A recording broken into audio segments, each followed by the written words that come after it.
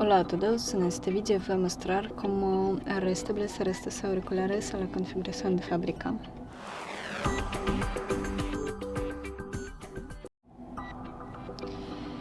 Para ello, mantenemos presionados los botones de ANSI y de encendido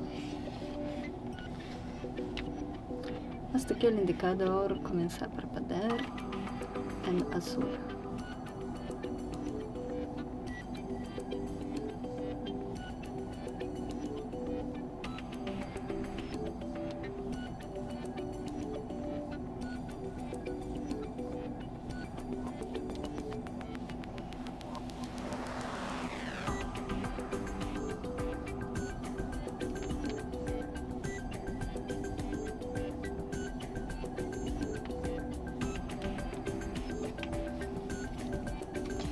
Y eso es todo.